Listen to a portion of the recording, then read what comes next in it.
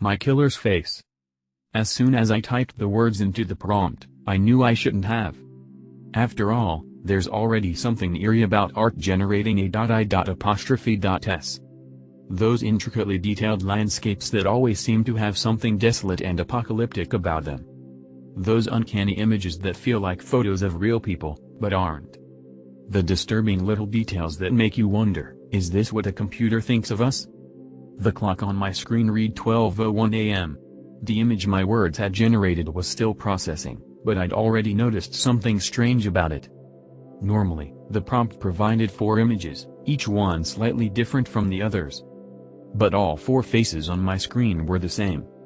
Not only that, but as the images became clearer, I saw none of the telltale giveaways of AI art. There were no twisted fingers, no mismatched eyes or odd pools of light. Just the photorealistic face of the same man, repeated 4 times. He looked to be in his 30s, with brown undercut hair that stuck to his paste-high white forehead. His mouth was twisted into a sneer, like he was about to laugh at a nasty joke. In every image, he wore the same stained white t-shirt and bomber jacket, leaned on the same Formica table in the same dirty kitchen, and held the same perfectly rendered can of light beer.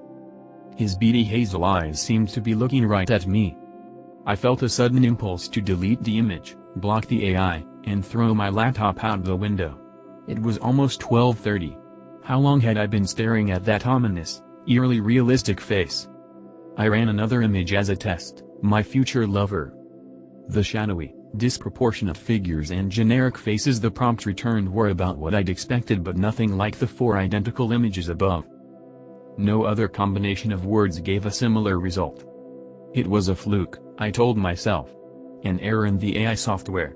It had to be, because if not. I walked alone down the concrete ramp of the parking garage. My footsteps echoed in the darkness. I'd gone down 2 levels already and I still couldn't find where I'd parked. I saw the glow of an emergency exit and suddenly wanted to take it. There was something about the endless rows of silent cars that I didn't like at all, something ominous and predatory about their sleek metal shapes. I turned around a concrete column and he was there. The bomber jacket. The greasy brown hair. That cruel smirk. I didn't even have time to gasp before the hunting knife flashed in his hand, plunging into my chest again and again. I jolted awake in a puddle of sweat. I staggered to the bathroom and poured cold water down my throat. How could a single image affect me so much? On impulse, I flipped open my laptop to take another look. That eerily detailed was gone, replaced by an error message. No matter what I tried, I couldn't recover it. I bent over the glowing blue screen and typed. What is my killer doing now? The result was just 4 blurry, blue-black squares. At first I was disappointed, but when I leaned in closer, a shape began to take form in the gloomy darkness, a mattress on a trailer floor, a sleeping figure spread out on top of it. A figure that I recognized. This image lasted longer than the first, but soon it too blurred and was replaced by an error message.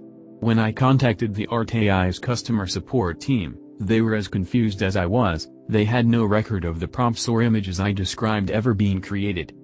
I waited impatiently for the morning to try again. My killer as seen from above, I typed. All 4 images were of a brown-haired man frying eggs in a tiny kitchen. He was looking upward in irritation, looking at me. I slammed the screen of my laptop shut. I was late for work. Throughout the day, I kept wondering about the brown-haired man. My killer. The thought sent a shiver up my spine. Whenever I could, I slipped away to send new prompts to the AI- my killer's home as seen from the street, my killer's driver's license, my killer's current location but each time I returned more disappointed than the last. I only received distorted, generic images. The man with the brown hair was gone. There was a trick, a pattern I needed to follow, but it took me hours and hundreds of images to figure it out. I couldn't find the brown-haired man unless I asked the AI for him specifically. Searching for information about him got me nowhere. Still, I managed to learn a few details about Ronnie over the course of the day. Or at least Ronnie was the name on his mechanic jumpsuit when I asked for full-body image of my killer now. The prompt my killer as seen from a distance also gave me some insight into his car and house. The images were never detailed enough to provide a plate number or address, but I did get a lot of views of a service station along a busy road. A tan car interior filled with fast food wrappers, and a trailer with a redwood deck. In every image, Ronnie was staring angrily at the point from which the image had been generated. "Gotcha," his hostile eyes seemed to say. "I know you're watching." I wish I could say that fear for my own life was the only reason I continued to spy on Ronnie. The truth was that being able to peer into Ronnie's life at any time had given me a level of access to another person's inner world that I'd never experienced before. I wasn't exactly popular at work, and even back in high school, I was never the friend who people poured their hearts out to. But there were no secrets between Ronnie and I. I knew what Ronnie looked at on his phone as he sat on the toilet in the morning. I knew his girlfriend Katie's favorite sexual position and preferred brand of nail polish. I knew about their arguments over not being able to conceive a child, about how Ronnie would sit and stare at the refrigerator for several minutes after he called his aging parents, about how he cut corners at work in hopes of a raise. All of the nasty, shameful little details that people hide from one another were laid bare by our connection, and I couldn't find the strength to look away. Even when my spying started to have consequences for Ronnie. I don't think Ronnie knew exactly what was going on, but it was clear that it was affecting him. He started spending more and more time alone in the dark. He looked worn and haggard, as though my late-night observations had somehow jolted him out of sleep. He was starting to look like a killer. I wasn't exactly doing well myself. If I didn't check on Ronnie several times each hour, I'd break out in a cold sweat, sure that I'd missed the vital moment. As the image processed, I'd bite my lip, sure that when the blurry background cleared I'd see Ronnie walking up my driveway or into my workplace with that glinting hunting knife in hand, ready to keep our appointment with fate. Before long, I was willing to try anything, as long as it meant I could get away from my guilt and fear for just a little while. That's how I wound up in the passenger seat of the battered car of a friend of a cousin of one of my workmates, doing a line of coke off of a broken mirror. Flashing red and blue lights appeared behind us after I'd handed her the $20 bill, but before she'd finished unzipping my jeans. Shoved into the back of the patrol car, I should have been brooding over the awful turn my life had suddenly taken, or panicking about what would happen when I didn't show up for work in the morning. But all I could think about was the RTI. Whatever Ronnie was up to, I was missing it. The whole experience of being processed passed like a dream, but as I was being led to my holding cell, the harsh laughter of two officers brought me back to reality. "You sure it's okay to leave that psycho in with the others?" the younger cop asked. "I mean, when we picked him up he was screaming about invisible people watching him." "Look," his older colleague rested her hands on her belt. "If we gave all the crazies their own cell, there'd be no room for anybody else. And look," she grinned at me with a wolfish smile, "he's already got a roommate."